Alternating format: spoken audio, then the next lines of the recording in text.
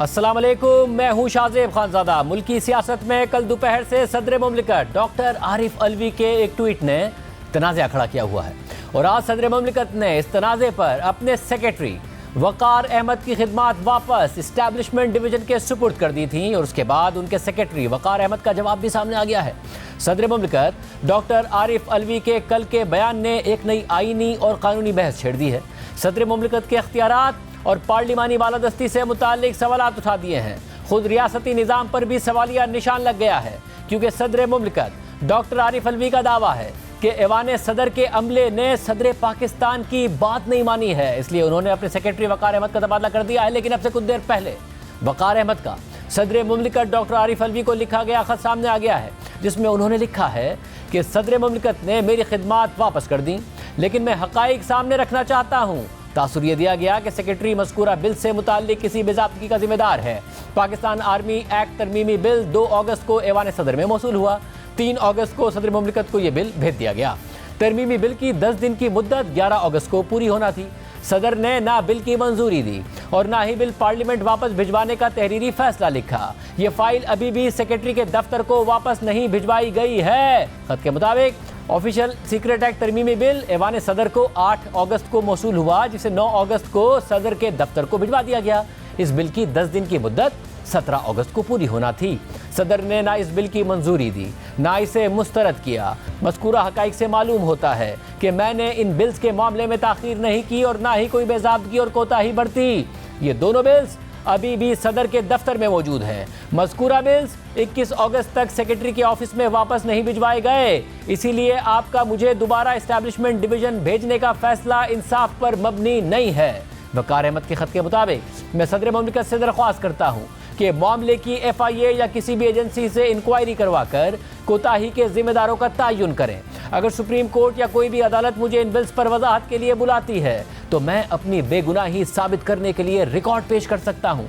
मैंने ना बिल्स के मामले में ताख़ीर की और ना ही सदर के दफ्तर की साख को मजरू किया। ये सदर पाकिस्तान के ओहदे से हटाए गए सेक्रेटरी वकार अहमद का मौक़िफ़ है और दूसरी तरफ बहस यह है कि मज़कूरा दोनों बिल्स कानून बने हैं या नहीं बने हैं। और जाहिर है इस बहस के बाद तहरीक इंसाफ ये ऐलान कर रही है कि वो इस मामले को लेकर अदालत जाएगी, मगर सदर के बरतरफ किए गए सेक्रेटरी ये दावा कर रहे हैं कि वो किसी भी कानूनी फोरम पर हक़ाइक़ और दस्तावेज़ रखने को तैयार हैं और वो कह रहे हैं कि सदर ने ये बिल्स वापस भिजवाए नहीं थे, ये उनके चैम्बर में ही मौजूद थे। हमारे साथ सेनेटर आज़म नज़ीर तारड़, रहनुमा नून लीग, सेनेटर सैयद अली ज़फ़र, रहनुमा पाकिस्तान तहरीक इंसाफ मौजूद हैं। आप दोनों का बहुत शुक्रिया। ज़ाहिर है आप दोनों अपनी अपनी जमातों में एक बड़ी कानूनी आवाज़ समझे जाते हैं। तारड़ साहब आप खुद साबिक वज़ीर कानून हैं, मगर बहस ये है कि जो भी हुआ मगर ये कानून नहीं है, क्योंकि 75(1) के तहत सदर 2 ही काम कर सकता है, या तो बिल पर हाँ करे, दस्तखत कर दे, या फिर उसे वापस कर दे। अगर दोनों काम नहीं हुए हैं तो ये कानून नहीं है। जी बहुत शुक्रिया शाहज़ेब, बिल्कुल ऐसे ही है। और अगर हम देखें लेटर एंड स्पिरिट में जो 75 है और ख़ास तौर पे इस तनाजुर में कि हम एक पार्लिमानी निज़ाम में रहते हैं जहाँ पे जो हाकमियत है वो अल्लाह ताला के फ़रमान के ताबे वो मुंतखब नुमाइंदों को सौंपी गई है, अवाम के मुंतखब नुमाइंदों को, तो उस हवाले से अगर इस तरह हम इंटरप्रेट कर लें कि सदर मुमलिकत गैर मुअय्यना मुद्दत तक बिल के ऊपर बैठ सकते हैं और वो कुछ किए बगैर अपने दराज में रखें, तो इसका मतलब है कि फिर पार्लियामान तो रिडंडेंट हो गई, वो तो उसकी तो कोई हैसियत ना रही।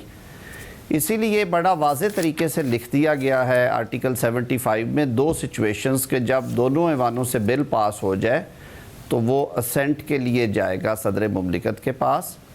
सदर मुमलिकत के पास 10 अय्याम दिए गए हैं। उन 10 अय्याम में उन्होंने उस बिल को एग्ज़ामिन करना है और अगर वो समझते हैं कि उसमें कुछ चीज़ जो है वो उस पर नज़रसानी होनी चाहिए कुछ शिकों पे या पूरे बिल पे, तो वो पार्लियामेंट को गुजारिश करेंगे। एक मैसेज के ज़रिए लिखा हुआ है, shall send a message to the parliament requesting that the bill may be reviewed, उसको री एग्ज़ामिन किया जाए। अब दोबारा जब वापस जाएगा तो फिर जॉइंट सिटिंग ने उसको पास करना है या सदर मुमलिकत के जो मशवरे हैं उन पे अमल करते हुए उसमें तब्दीलियां करनी हैं। पर जब वो वापस भेजा जाएगा दोबारा तो फिर सदर साहब के पास कोई इख्तियार नहीं है, वो 10 रोज़ के बाद कानून का हिस्सा बन जाएगा। अब आते हैं पहले हिस्से पे। पहला हिस्सा बड़ा वाज़ेह है, उसमें लिख दिया गया कि 10 यौम के अंदर अंदर उन्होंने उस बिल को या असेंट करना है या उन्होंने वजूहात के साथ, यानी कि अपनी ओपिनियन एक्सप्रेस करते हुए पार्लियामान को वापस भिजवाना है इस रिक्वेस्ट के साथ कि वो उसको देखें।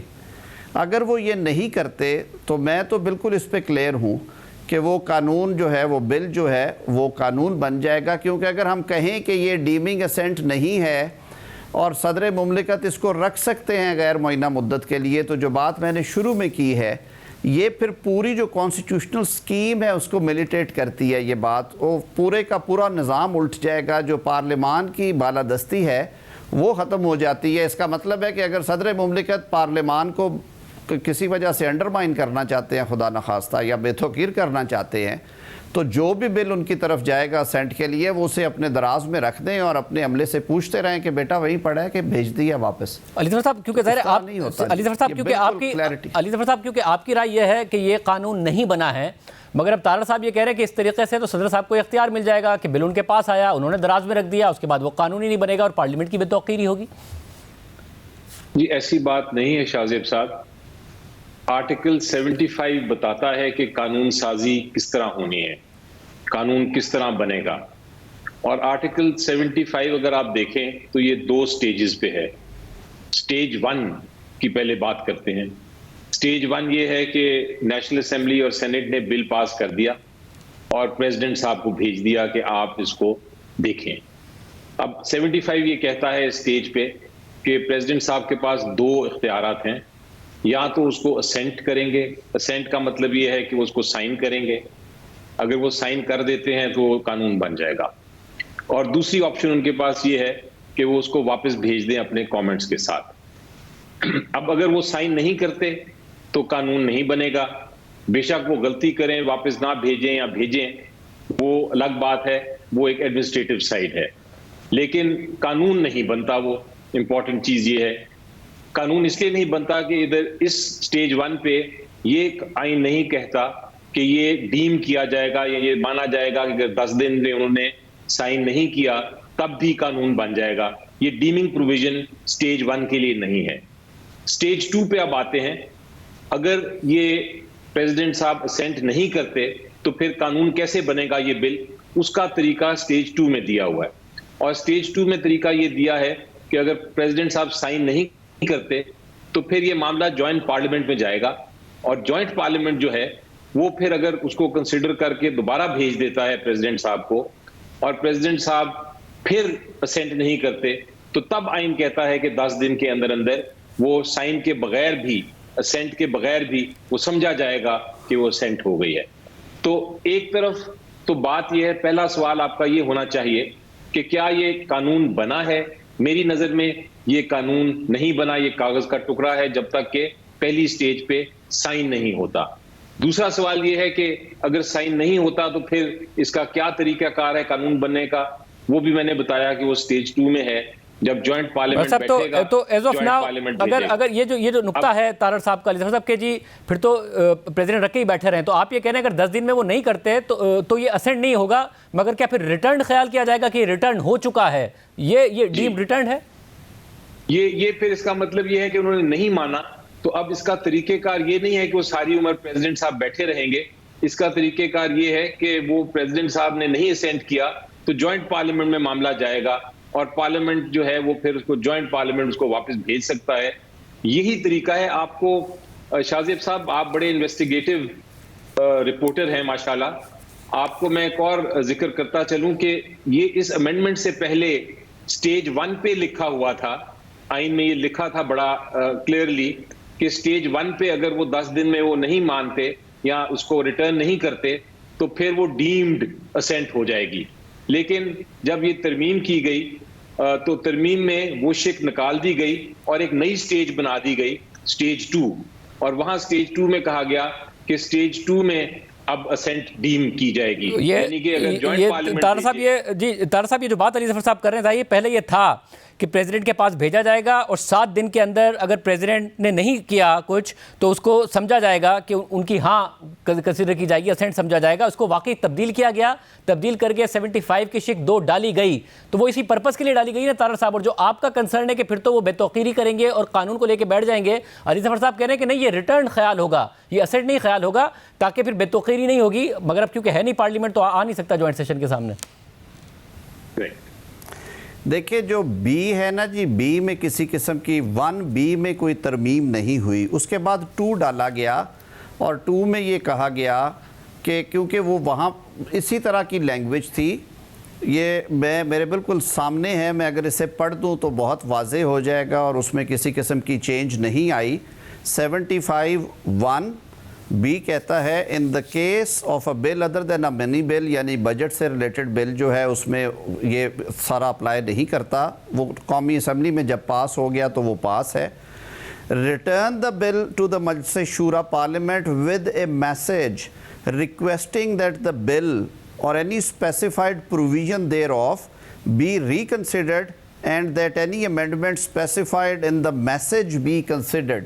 तो बड़े वाज़े अल्फाज में कहा गया कि सदर मुमलिकत अपना माइंड अप्लाई करेंगे, उस बिल को पढ़ेंगे, एग्ज़ामिन करने के बाद वो एक राय कायम करेंगे और एक मैसेज की, एक पैगाम की सूरत में पार्लियामान को अपनी गुजारिशात भेजेंगे, रिक्वेस्टिंग द पार्लियामेंट कि वो उन शिक्कों को या उस शिक को जिसके बारे में उन्होंने राय दी है या पूरे बिल को, अगर उनकी राय में ये पूरा बिल ही ठीक नहीं है, वो रिकंसिडर करे। अब जो नया क्लॉज दिया गया इसमें 18वीं तरमीम में, उसमें कहा गया कि when president has returned a bill to Majlis Shura it shall be reconsidered by Majlis Shura in a joint sitting, and if it is again passed with or without amendment by Majlis Shura by votes of majority of the members, it shall be deemed for purpose of constitution to have been passed both houses and shall be presented to President, and President shall give his assent within 10 days, failing which such assent shall be deemed to have been given up। 2 हिस्से बड़े वाजे हैं।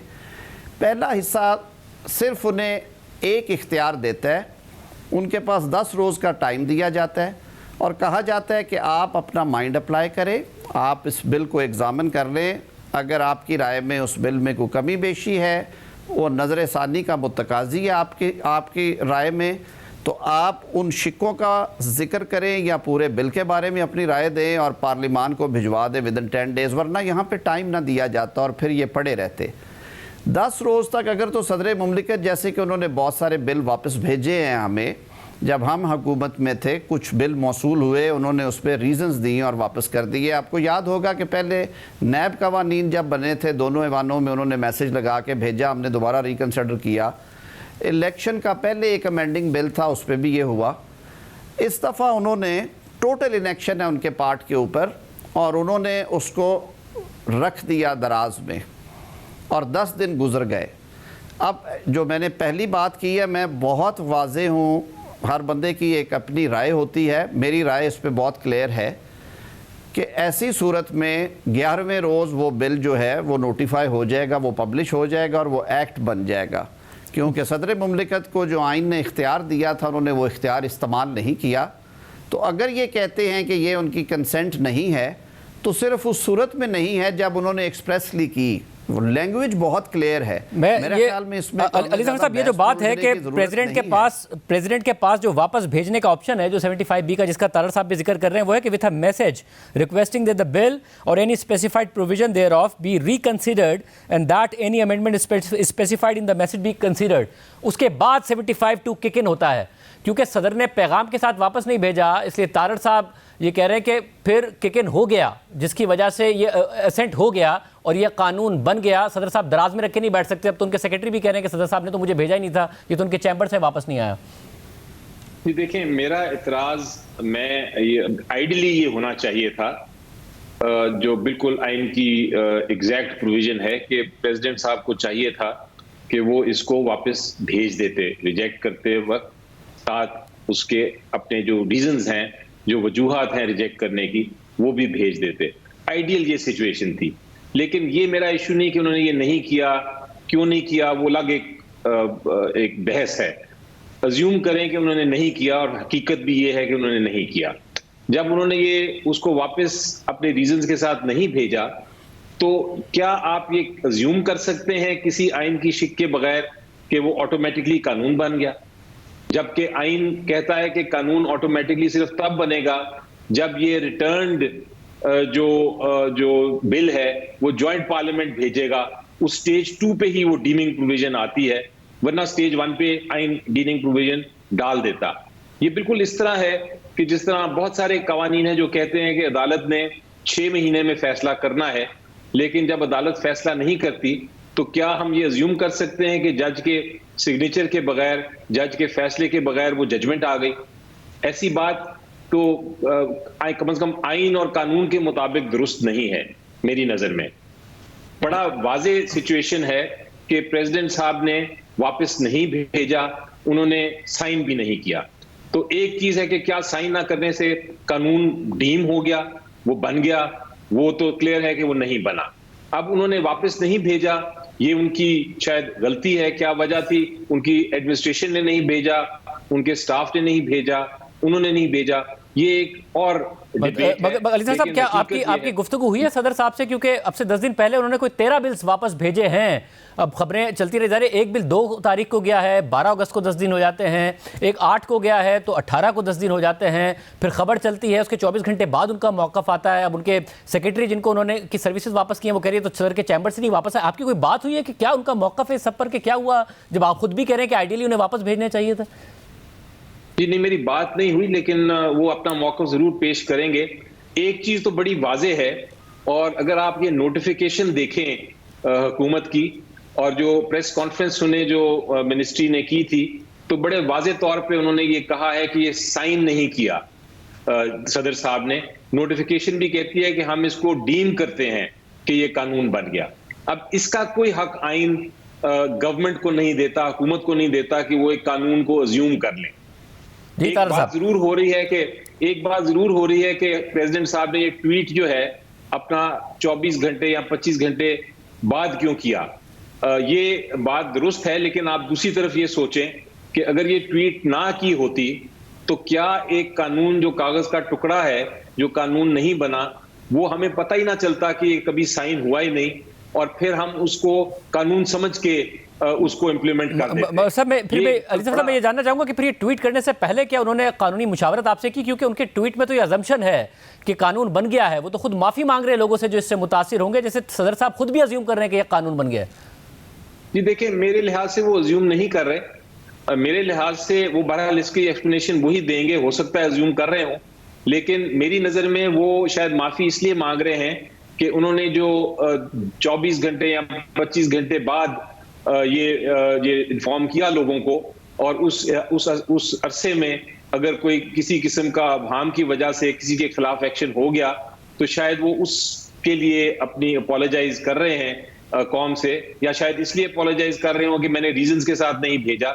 ये उनका मौकफ क्या है इसका मुझे इल्म नहीं है, लेकिन इसको हम कानून और आइन की नजर से अगर देखें तो एक शख्स का कहना या समझना अलग बात है, आइन क्या कहता है ये ज्यादा जरूरी है हमारे लिए। और तार साहब, मुझे आइन बड़ा वाजे नजर आता है। तार साहब आप कहिएगा, क्योंकि अब तहरीक इंसाफ ने तो ऐलान किया है कि वो अदालत भी जा रहे हैं इस हवाले से। जाहिर है अगर अदालत में इंटरप्रिटेशन होगी फिर वाजे होगा कि कानून है या नहीं है, या आप समझते हैं कि ये हर हाल में कानून है? क्योंकि अली जफर साहब ने बड़ी वजाहत से बताया कि वो समझते हैं कि कानून नहीं है। मैं बड़ा जी इस पर क्लैरिटी से ये अर्ज़ करूँगा कि जिस लम्हे ये कानून 11वें रोज़ नोटिफाई हुआ है, अब ये एक्ट ऑफ पार्लियामेंट है, और मेरी जो ये राय है उसके पीछे ताकत है आईने पाकिस्तान की, कि जिसके प्रीएम्बल में ये लिखा हुआ है कि पाकिस्तान में जो निज़ाम हुकूमत है वो पार्लिमानी जमहूरी निज़ाम हुकूमत है, हाकमियत अल्लाह ताला की है, और इस मुल्क में जो हाकमियत है वो उसके फरमान के ताबे अवाम के वोटों से मुंतखब नुमाइंदे जो हैं वो चलाएंगे। अगर हम इस तशरीह के ऊपर अमल पैरा होना शुरू कर दें जो मेरे भाई कह रहे हैं, तो फिर ऐसी सूरत में पार्लियामेंट एक रबड़ स्टैम्प बन के रह जाएगी। सदर मुमलिकत जिनका रोल एक रस्मी सरबराह मुमलिकत का है, और वो आम ज़िंदगी के जो बाकी ऑफिशियल अमूर हैं उनमें वज़ीर आज़म की एडवाइस के पाबंद हैं, और उनके पास कोई रास्ता नहीं है कि ऑन हिज ओन वो कुछ कर सके। वो अगर पार्लियामेंट को डिक्टेट करना शुरू कर दे, आप ज़रा लैंग्वेज मुलाहिजा करें कि प्रेसिडेंट, हालांकि आईनी सरबराह ने ये नहीं कहा गया कि वो डायरेक्ट करेंगे पार्लियामेंट को, कहा गया requesting the parliament to please reconsider the same. तो आपको पूरी स्कीम समझ आ जाती है उससे। और आपने बिल्कुल सही कहा कि बी जब तक इम्प्लीमेंट नहीं होगा, आर्टिकल 75 की जो क्लॉज 2 है वो किक इन नहीं होती। तो मेरे ख्याल में इसमें कोई बहस मुबाहिसे की बिल्कुल गुंजाइश नहीं है। मुनासिब है अगर कोई अदालत जाना चाहता है जाए, लेकिन मेरे राय में ये वैलिड पीसेस ऑफ लेजिस्लेशन हैं, ये एक्ट्स हैं इस वक्त, unless and until these are either amended or recalled by parliament और otherwise कोई डिसीजन आए अदालत का जिसमें इसकी तशरीह हो। लेकिन कानूनी स्कीम के अंदर रहते हुए ये बिल्कुल वैलिड लेजिस्लेशन है। अली ज़फ़र साहब, फिर आप, क्योंकि निगरां हुकूमत के वज़ीर कानून ने भी कहा कि ये कानून बन गया है, तो अब आप अदालत जा रहे हैं? जी बिल्कुल, देखें, अदालत एक पॉलिटिकल जमात भी जा सकती है, कोई जो शख्स इफेक्ट हो रहा है जिस पे ये कानून, बल्कि कानून का कागज का टुकड़ा जो है ये इम्प्लीमेंट कराने की कोशिश हो रही है, वो भी जा सकते हैं। और मेरा ख्याल है पब्लिक इंटरेस्ट लिटिगेशन में भी ये ले जाया जा सकता है, क्योंकि ये जो कानून है इसका इम्पैक्ट पूरे पब्लिक पे भी होता है। तारिक साहब ने बड़ी अच्छी बातें की, उन्होंने आइन की बात की, उन्होंने कहा ये रिप्रेजेंटेटिव हुकूमत है। काश जब ये सुप्रीम कोर्ट का फैसला आया था और जो आइन कहता है कि 90 दिन में आपने पंजाब और KPA में इलेक्शन भी कराना है, काश ये स्पिरिट जो है, जब हुकूमत में ये हुकूमत थी, काश ये स्पिरिट, आइन की स्पिरिट को इम्प्लीमेंट किया जाता, उसको नाफिज किया जाता, सुप्रीम कोर्ट के ऑर्डर्स की डिफाइंस या उसकी कॉन्ट्रडिक्शन या उसकी खिलाफ वर्जी ना की जाती। तो ये बात अब तो बहुत अच्छी लगती है कि आइन की पासदारी होनी चाहिए, लेकिन जब इलेक्शन की बात आई थी तो, और कॉन्स्टिट्यूशन जब 90 दिन के इलेक्शन की बात करता था, तो उस वक्त क्यों नहीं इम्प्लीमेंट हुआ, ये समझ से बाहर है। बहरहाल वो डिबेट मुख्तलिफ है।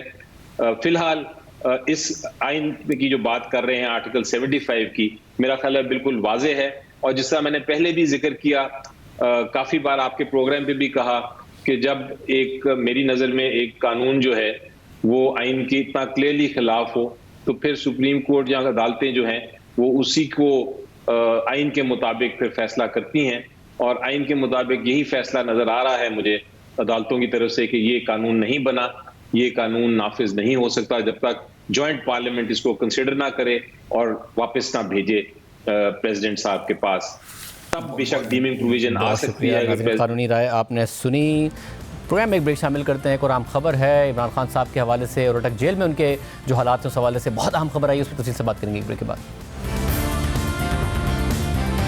मुल्क में निगरां हुकूमत के आते ही अहम गिरफ्तारियां होना शुरू हो गई हैं और ऑफिशियल सीक्रेट एक्ट के तहत कायम होने वाली खुसूसी अदालत में तहरीक इंसाफ के वाइस चेयरमैन शाह महमूद कुरैशी के खिलाफ आज समाअत भी हुई है और PTI के चेयरमैन इमरान खान के खिलाफ घेरा मजीद तंग कर दिया गया है। शाह महमूद कुरैशी को आज साइफर से मुताल्लिक केस में 4 रोज़ा जिस्मानी रिमांड पर FIA के हवाले कर दिया गया है, जबकि ज़राए से यह खबर भी सामने आई है कि चेयरमैन PTI जो इस वक्त तोशाखाना केस के जुर्म में अटक जेल में हैं, उनकी भी इस केस में गिरफ्तारी डाल दी गई है।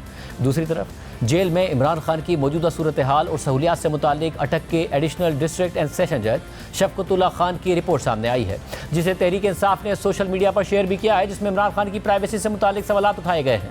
इस रिपोर्ट के मुताबिक जज शफकतुल्लाह ने 15 अगस्त को अटक जेल का मुआयना किया, जेल के तमाम ज़रूरी मकामात का जायजा लिया गया और कैदियों का तफसील से इंटरव्यू किया गया, जबकि कोई भी शिकायत मौसूल नहीं हुई। बुनियादी सहूलियात से मुताल्लिक कैदी मुतमईन नजर आए हैं। रिपोर्ट के मुताबिक वो सेल जहां साबिक वज़ीर आज़म इमरान खान कैद थे, इसका भी दौरा किया गया, जिन्होंने CCTV कैमरा पर शदीद तशवीश का इजहार किया है, जो प्रिजन बार्स के बिल्कुल सामने इंस्टॉल किया गया है और ये फासला सिर्फ 5 से 6 फीट का है और ये कैमरा सेल में मौजूद बाथरूम को भी कवर करता है, जिसकी 2.5 से 3 फीट लंबी दीवार है, जिसकी वजह से बाथरूम इस्तेमाल करने में कोई प्राइवेसी नहीं है। रिपोर्ट के मुताबिक कैदी यानी इमरान खान ने जिन खदशात का इज़हार किया है वो हकीकी हैं और जेल रूल्स की खिलाफ वर्जी है, मगर जो जेल सुप्रिटेंडेंट वहाँ मौजूद थे उन्होंने कैदी यानी इमरान खान के खदशात को हल करने की यकीन दहानी करवाई है। इमरान खान ने यह भी शिकायत की कि उनके वकला और उनकी अहलिया को उन तक आसानी से रसाई हासिल नहीं। सुप्रिटेंडेंट ने यकीन दहानी कराई है कि इमरान खान को जेल रूल्स के मुताबिक उनकी अहलिया और वकला से मिलने की इजाज़त होगी। अब जहाँ ये मामला चल रहे हैं तो वहीं कल असद उमर की भी गिरफ्तारी की खबर सामने आई थी। बाद में FIA के जराये से यह खबर सामने आई कि असद उमर से पूछगछ की गई मगर बाज़ाब्ता गिरफ्तार नहीं किया गया, जिसके बाद ख़ानदानी जराये से खबर आई कि असद उमर घर वापस आ गए हैं। हमने असद उमर से रब्ता किया मगर उन्होंने कोई जवाब नहीं दिया। निगरान हुकूमत आते ही अब जहाँ तहरीक इंसाफ के खिलाफ घेरा मज़ीद तंग हो रहा है तो कहीं वकील और कहीं सियासी रहनुमाओं के खिलाफ इंसदाद दहशतगर्दी के केसेस में तेज़ी सामने आई है। कुछ दिन पहले पश्तून तहफ़्फ़ुज़ मूवमेंट ने इस्लामाबाद में एक रैली निकाली थी। इस रैली से PTM की क़यादत और वकील ईमान मज़ारी ने खिताब किया था, जिसके बाद हफ्ते को रात गए ईमान मज़ारी और फिर अली वज़ीर को गिरफ्तार किया गया और आज इंसदाद दहशतगर्दी की अदालत ने दोनों अफराद को 3 रोज़ा जिस्मानी रिमांड पर पुलिस के हवाले कर दिया है। पूरी सूरत पर बात करेंगे। निगरान वफाकी वज़ीर दाखिला सरफराज बुगटी साहब हमारे साथ मौजूद है। बुगटी साहब, बहुत शुक्रिया मुझे ज्वाइन करने के लिए। बुगटी साहब, ज़ाहिर इमरान खान साहब की गिरफ्तारी पिछली हुकूमत में हुई थी और साबिक वज़ीर दाखिला राना सनाउल्लाह साहब कहते थे कि जी अप्लाई करें, उसके बाद जो सहूलतें होंगी वो सहूलतें इमरान खान को फराहम की जाएंगी। अब ज़ाहिर उन्होंने B कैटेगरी अप्लाई तो A कैटेगरी के लिए किया मगर जो भी रूल्स के मुताबिक सहूलियात बनती हैं, फैसिलिटीज़ बनती हैं, इस्लामाबाद हाई कोर्ट के चीफ जस्टिस ने भी कहा कि उन्हें दी जानी चाहिए। अब जज शफकतुल्लाह साहब अटक जेल का दौरा करते हैं क्योंकि उन्हें अडियाला की बजाय अटक में रखा गया है और वो बताते हैं कि इमरान खान ने जिस तशवीश का इजहार किया वो तशवीश हकीकी है, उसको वो इंडोर्स कर रहे हैं कि प्रिजन बार्स के सामने कैमरा इंस्टॉल किया हुआ है, 5 से 6 फीट का फासले पर किया हुआ है, ना कोई प्राइवेसी मौजूद है, बाथरूम क्योंकि वो खुला हुआ है, 2.5 से 3 फीट की उसकी दीवार है, जिसकी वजह से ना उनके पास कोई प्राइवेसी है, ना उन्हें मुलाकात उस तरीके से करने दी जा रही है अपने घर वालों से या फिर वकला से। देखें, मुलाकात तो उनकी अभी पिछले दिनों भी मीडिया में भी रिपोर्ट्स हुई, वो उन्होंने की थी। जहाँ तक रही बात इस कैमरा की या इस एडमिनिस्ट्रेशन की, क्योंकि पंजाब गवर्नमेंट से जेल खाना जात से पूछा जाएगा। मैं इंक्वायरी तो नहीं, मैं पूछूंगा ज़रूर कि इसका मामला क्या है। अभी तक मेरे नॉलेज में इस तरह की ना ये जज की रिपोर्ट लाई गई है और ना मुझे इस बारे में इल्म है साहब। मगर अब आपके इल्म में आ गया, मैंने आपके सामने भी रख दिया। अब ज़ाहिर है वो साबिक वज़ीर आज़म हैं इमरान खान साहब, साबिक क्रिकेट स्टार हैं, आप लोगों का तो बड़ा करीबी ताल्लुक़ रहा है जब बलूचिस्तान अवामी पार्टी बनी उनके साथ, तो आप नहीं समझते कि इस बात को यकीनी बनाना चाहिए क्योंकि इस्लामाबाद के वो कैदी हैं मगर क्योंकि इस्लामाबाद की अपनी जेल नहीं है तो अडियाला में रखा जाता, अडियाला में भी नहीं रखा गया, अटक में रखा गया जहाँ पे फैसिलिटीज़ कम है, उन कम फैसिलिटीज़ में भी उनको कम फैसिलिटीज़ दी जा रही हैं, प्राइवेसी का भी नहीं ख्याल रखा जा रहा है। देखिए, इंश्योर करेंगे कि कानून के मुताबिक जो फैसिलिटीज़ उन्होंने अप्लाई की हैं, जो क्लास उन्होंने अप्लाई किए और जो क्लास वो डिज़र्व करते हैं एज एक्स प्राइम मिनिस्टर, वो तमाम फैसिलिटीज़ उनको दी जा रही हैं। जहाँ तक मेरे इल्म में लाया गया है तो उनके पास वहाँ पर बेड भी है और उनके पास क्या कहते हैं अखबार की भी फैसिलिटी है। तो ये तो अभी जो भी कानून इजाज़त देगा उसके मुताबिक उनके साथ रवैया रखा जाएगा। बुट साहब, किसी कैदी को गिरफ्तार करके उसके ऊपर अगर कैमरा लगा दें तो यही अपने अंदर एक जहनी टॉर्चर है। अगर वो वॉशरूम नहीं जा सकता, उसे पता है वॉशरूम जाऊंगा तो सामने से कैमरा देख रहा है, नहा धो नहीं सकता, तो ये वैसे ही एक टॉर्चर है, ये भी एक टॉर्चर है। देखिए, अब ये तो कैमरे की बात आप कह रहे हैं या मीडिया में रिपोर्ट हुई है, जज साहब जो कह रहे हैं, तो इसको देख लेते हैं। मैं पंजाब हुकूमत से बात करूंगा और उस पर हम जो कानून कहेगा, वो कैमरा ज़ाहिर है कानून में नहीं है तो उसको हटा दीजिए। हाँ, उनकी सिक्योरिटी के लिए अगर सेल के बाहर कोई कैमरा लगाया गया जो उनकी प्राइवेसी को डिस्टर्ब नहीं कर रहा तो उसमें हर्ज नहीं है। हाँ, उनकी प्राइवेसी को अगर कोई डिस्टर्ब कर रहा है तो जाहिर है फिर वो मुनासिब बात नहीं है, उसको हटवा भी दिया जाएगा और जेल खाना जात के अमले से बाज़पुर्स भी की जाएगी। साथ ही बुट साहब, ज़ाहिर है आप एक केयर टेकर गवर्नमेंट है जिसका कोई सियासी ऑब्जेक्टिव नहीं होना चाहिए, मगर ऐसा लग रहा है कि गिरफ्तारियों का तसलसल अपनी जगह पर बरकरार है। ऑफिशियल सीक्रेट एक्ट के तहत साइफर के मामले पर शाह महमूद कुरैशी साहब को गिरफ्तार किया गया। अगर कोई कानून तोड़ा है, शाह महमूद कुरैशी साहब तो अदालतों में मुसलसल पेश हो रहे हैं, अगर आपको लगता है मुझसे जा सकते हैं तो ECL पे डाल देते। ये गिरफ्तारी करना फिर रिमांड ले लेना चार दिन का, इसकी क्या ज़रूरत है? देखिए, पाकिस्तान में इदारे मौजूद हैं, वो इदारे अपना काम कर रहे हैं और जो फोरम्स हैं उनके पास कोर्ट के सूरत में फोरम्स मौजूद हैं। अगर गिरफ्तारी के वारंट्स मौजूद हैं और साइफर में जितने भी लोग हैं वो जो इन्वॉल्व होगा, जो कानून को हाथ में लेगा, कानूनी तकाजे पूरे किए जा रहे हैं, कोई अनकॉन्स्टिट्यूशनल गिरफ्तारी नहीं हो रही है, उनके पास फोरम्स मौजूद हैं, उन फोरम्स में जाकर रिलीफ ले लें। कोर्ट्स में जा रहे हैं, कोर्ट फैसला करेगी कि कौन गिल्टी है कौन नहीं है, कोर्ट का काम है। बाकी इदारे काम करते हैं और वो जहाँ जहाँ लॉ को हाथ में लिया जाता है या लॉ के अगेंस्ट कोई काम होता है उसके मुताबिक वारंट गिरफ्तारी भी इशू होते हैं, गिरफ्तारियां भी होती हैं, इन्वेस्टिगेशंस भी होते हैं। आपने कहा कि इदारे मौजूद हैं, यही तो तासुर है कि इदारे मौजूद हैं, वही काम कर रहे हैं। ना पिछली हुकूमत काम कर रही थी, ना आप लोग कर रहे हैं, इदारे ही कर रहे हैं, वही करा रहे हैं। और शाह महमूद कुरैशी साहब की गिरफ्तारी का मकसद उनसे पार्टी छुड़वाना है और कुछ नहीं है।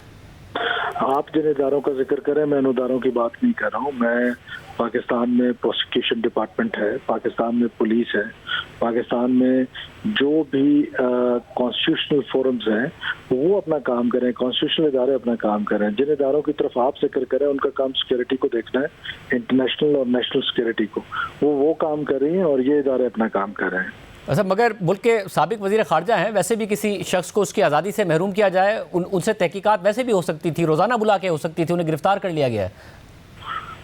तो वो उनके पास फोरम मौजूद है ना शाहजेब, वो जाके उस फोरम से अपने लिए रिलीफ ले लें।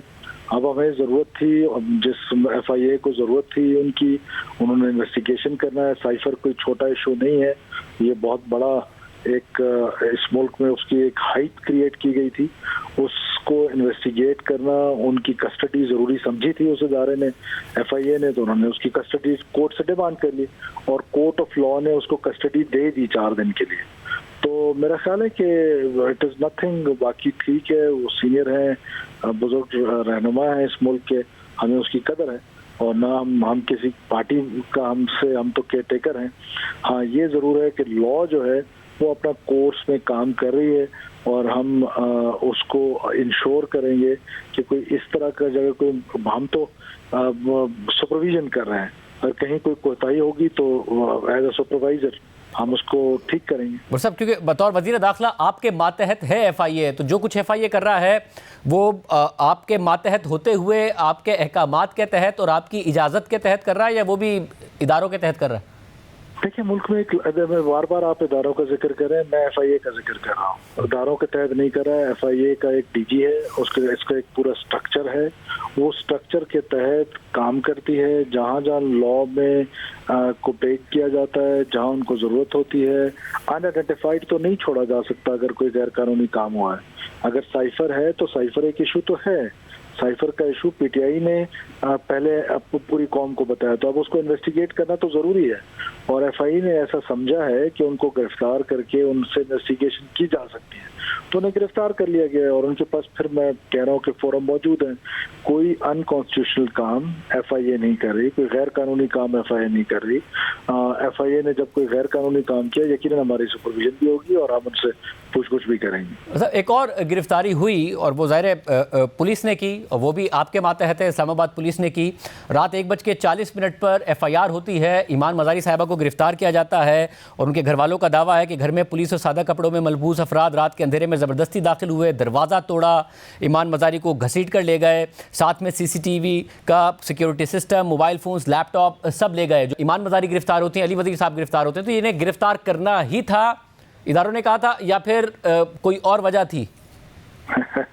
इदारे क्यों कहेंगे, इदारों को अली वजीर से या ईमान मज़ारी से क्या हुआ है? मैंने आपको बताया है कि लॉ है और लॉ को हाथ में नहीं दिया जा सकता। आप मुझे बताएं कि हमने PTM की क़यादत से मुज़ाकरात किए और उस मुज़ाकरात के नतीजे में उनसे कहा गया था कि वो तरनोल पे प्रोटेस्ट करेंगे, जो कि पीसफुली उनका राइट है असेंबल होना, लेकिन उन्होंने ये तो इजाज़त नहीं दी जा सकती किसी इंडिविजुअल को कि वो पाकिस्तान के उन इदारों पे जिनके ज़िम्मे दिफा है उनको इस तरह की तनकीद का निशाना बनाएं, इस तरह की लैंग्वेज इस्तेमाल करें जिस तरह की ईमान मज़ारी साहिबा ने और शाह महमूद अली वजीर साहब ने किए। तो मेरा ख्याल है कि कोई चीज़ अनअटेंडेड नहीं जाती है। पुलिस ने एक FIR की, पुलिस वारंट्स लेके गई है, वारंट्स पुलिस ने तर्जमान ने शेयर किए मीडिया के साथ, उस वारंट के तहत उनको गिरफ्तार किया गया है। कोर्ट ने फैसला करना है। सर, मगर रात 1:40 पर जो FIR हुई उसमें जो उनकी तकरीर है उसका जिक्र नहीं है, तोड़ फोड़ इन सारे के सारे मामलात का जिक्र है, पुलिस से लड़ने का जिक्र है। ऐसा क्या कर लेती ईमान मज़ारी साहिबा, तो वैसे भी अपनी वालदा के साथ रहती हैं, श्री मज़ारी साहिबा के साथ, कि पुलिस को रात के अंधेरे में जाके उन्हें गिरफ्तार हर हाल में करना था, उनकी चीज़ों को कब्जे में लेना था, CCTV पूरा सिस्टम भी लेके साथ जाना था। पाकिस्तान के कौन से कानून में लिखा हुआ है कि दिन को किसी को पकड़ा जा सकता है और रात को नहीं?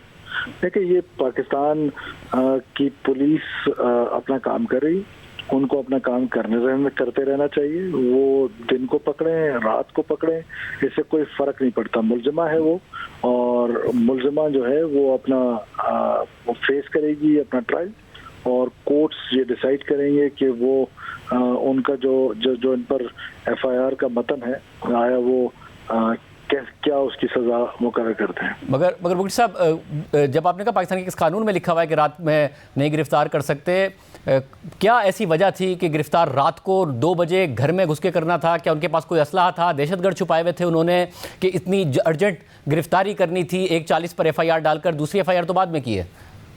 पाकिस्तान भर में मुलजिम या मुलजिमा वो रातों को भी गिरफ्तार होते हैं, वो दिन को भी गिरफ्तार होते हैं। ऐसी क्या स्पेशल ट्रीटमेंट थी ईमान मजारी साहिबा के लिए कि उनको रात को नहीं गिरफ्तार किया जा सकता? मुझे तो ये आर्गुमेंट समझ नहीं आ रहा। मगर जो मुलजिम गिरफ्तार होते हैं वो ज़ाहिर कोई किसी ऐसे जुर्म के तहत होते हैं कि पुलिस को लगता है कि इनकी गिरफ्तारी इस वक्त फौरी तौर पर इनके घर का दरवाज़ा तोड़ के इनका सिक्योरिटी सिस्टम लेके बड़ी लाजमी हो गई है, वरना ये खतरा है। मैं जानना चाह रहा हूँ ईमान मजारी क्या खतरा थी, अली वजीर साहब क्या खतरा थे? देखिए, गुजारिश सुने, बात इतनी है कि एक FIR हुई, और पाकिस्तान का कानून कहता है कि FIR होने के बाद पाकिस्तान की पुलिस जो है वो किसी भी मुलजिम या मुलजिमा को गिरफ्तार कर सकती है, उससे इन्वेस्टिगेशन कर सकती है, उस जुर्म के बाबत पूछ सकती है, और उस जुर्म के बाबत अदालत में पेश करेगी एविडेंस के साथ। तो प्रोसिक्यूशन डिपार्टमेंट अपना काम करेगी, पुलिस अपना काम कर रही है। साहब, तो ये तवक्को की जाए शाह महमूद कुरैशी साहब हों, ईमान मजारी साहिबा हों, अली वजीर साहब हों, इनको सही कंडीशंस में रखा जाएगा? कोई दबाव नहीं, कुछ नहीं, कुछ कहने के लिए, किसी को छोड़ने के लिए कुछ ऐसा नहीं होगा? ईमान मजारी साहबा ने किसको छोड़ना है शाहजेब भाई? मैंने कहा ना, कुछ कहने के लिए या किसी को छोड़ने के लिए। शाह महमूद कुरैशी साहब के लिए छोड़ने का लफ्ज़ समझ लीजिए, और कहने के लिए ईमान मजारी साहिबा का समझ लीजिए, और अली वजीर साहब के लिए। जी, गुजारिश सुने, जहाँ तक शाह महमूद साहब का सवाल है या असद उमर साहब का सवाल है, असद उमर तो छोड़ चुके हैं, और उन्होंने अपनी पार्टी की जो सेक्रेटरी जनरलशिप या बाकी चीज़ें थी वो छोड़ दी। किसी का मकसद को छोड़ना नहीं है। 9 मई के बाद ये जो पॉलिटिकल वायलेंस एक चीज़ आई है, लोग खुद रियलाइज करके उस जमात से अपने आप को डिस्टेंस कर रहे हैं, जिस जमात ने ऑर्गेनाइज तरीके से जत्था बना के पाकिस्तान के कौमी इदारों पे हमलावर हुए, और पाकिस्तान के जो कौमी इदारों की शोहदा की जो निशानियां थी उन पर हमलावर हुए। ऐसा पाकिस्तान की तारीख में कहीं नहीं हुआ। तो उसके बाद वो लोग खुद रियलाइज करके अगर छोड़ रहे हैं उस जमात को जिन्होंने एक ऑर्गेनाइज्ड किस्म की साजिश की, न सिर्फ स्टेट ऑफ पाकिस्तान के खिलाफ, मैं समझता हूँ कि ये वक्त के साथ चीज़ें अनफोल्ड होंगी कि ये एक बहुत बड़ी साजिश थी, और इस साजिश को नाकाम बनाया गया है। और क्या दुरुस्त है कि असद उमर साहब को कल तहवील में रखकर और उसके बाद छोड़ दिया गया था? शाह महमूद कुरैशी साहब की तरह उन्हें नहीं गिरफ्तार किया गया? देखिए, अभी ये तो पुलिस अपना इन्वेस्टिगेशन कर रही होती है उस मामले में। किसी को वो अपना स्टेटमेंट उसको सिर्फ रिकॉर्ड करना होता है, किसी से मजीद टेक आउट करना होता है। तो this is how the law is working all over Pakistan. Why we are treating someone special? Exactly बुटी साहब, यही मेरा सवाल है। Is this how law is working in Pakistan के? क्योंकि असद उमर पार्टी छोड़ चुके हैं इसलिए उन्हें छोड़ दिया। शाह महमूद साहब ने पार्टी नहीं छोड़ी तो उन्होंने नहीं छोड़ा। ऐसा नहीं है, बहुत सारे लोग हैं जिन्होंने पार्टी नहीं छोड़ी है। वो हमारे यहाँ सेनेट में 10 के करीब सेनेटर्स हैं या 15 के करीब सेनेटर्स हैं। नन ऑफ देम है उन्होंने कोई पार्टी नहीं छोड़ी, लेकिन वो सेनेट भी आते हैं, कार्रवाई का भी हिस्सा होते हैं, और वहाँ तकरीरें भी करते हैं। बहुत शुक्रिया वज़ीर दाखिला, निगरान वज़ीर दाखिला सरफराज बुटी साहब की गुफ्तगू आपने सुनी। प्रोग्राम में ब्रेक शामिल करते हैं, कुरान खबर इस पर बात करें। निगरान हुकूमत के आने के बाद भी रुपए की कदर गिरने और डॉलर की कदर बढ़ने का सिलसिला बरकरार है। 11 अगस्त के बाद से रुपया डॉलर के मुकाबले में ₹9.25 गिर चुका है, और आज भी मजीद ₹1.35 गिर गया है, और डॉलर ₹297.13 का होकर तारीख की बुलंद तरीन सतह के करीब पहुंच चुका है। ओपन मार्केट में डॉलर मुसलसल बढ़कर ₹308 तक का मिल रहा है, जो इस बात की तरफ इशारा है कि अगर ओपन मार्केट में डॉलर नीचे नहीं आया तो इंटरबैंक में डॉलर मजीद बढ़ेगा, क्योंकि IMF की शर्त के तहत 5 दिनों में इंटरबैंक और ओपन मार्केट के रेट में औसत फर्क 1.25% से ज़्यादा नहीं हो सकता, यानी तकरीबन 4 रुपये से ज़्यादा नहीं हो सकता है। इस वक्त ना सिर्फ ओपन मार्केट बल्कि इंटरबैंक में भी डॉलर्स की डिमांड है। जुलाई के महीने में करंट अकाउंट खसारा एक बार फिर वापस आ गया है और इसकी वजह बरामदात और तरसीलात दर का गिरना और इसके साथ साथ दरामदात का बैकलॉग क्लियर करना है। जून में 50 करोड़ डॉलर्स का करंट अकाउंट सरप्लस था, मगर जुलाई में 80 करोड़ डॉलर्स का करंट अकाउंट खसारा रहा है, जो गुज़िश्ता बरस जुलाई के 1.26 अरब डॉलर्स के करंट अकाउंट खसारे से तो 36% कम है, मगर दबाव बढ़ रहा है क्योंकि जुलाई के महीने में बरामदात सिर्फ 2.1 अरब डॉलर्स और तरसीलात दर सिर्फ 2 अरब डॉलर्स रहीं, जो इस माली साल के बरामदात के 30 अरब डॉलर्स और तरसीलात दर के 33 अरब डॉलर्स के टारगेट के हिसाब से बहुत कम है। और ये इसलिए भी तशवीशनाक है क्योंकि खित्ते के दीगर ममालिक यानी बांग्लादेश और भारत की बरामदात में तो इजाफा हो रहा है, मगर पाकिस्तान की बरामदात में कमी आ रही है और रुपए की कदर में कमी पहले से बुलंद महंगाई की शरह में मज़ीद इजाफे का बाइस बनेगी, जिससे शरह सूद बढ़ाने का दबाव भी बढ़ सकता है, जो पहले ही 22% की बुलंद सतह पर है। और स्टॉक मार्केट में भी इस हवाले से गैर यकीनी नजर आई और आज 100 इंडेक्स 770 पॉइंट्स गिर गया। याद दीजिए, अल्लाह हाफिज़।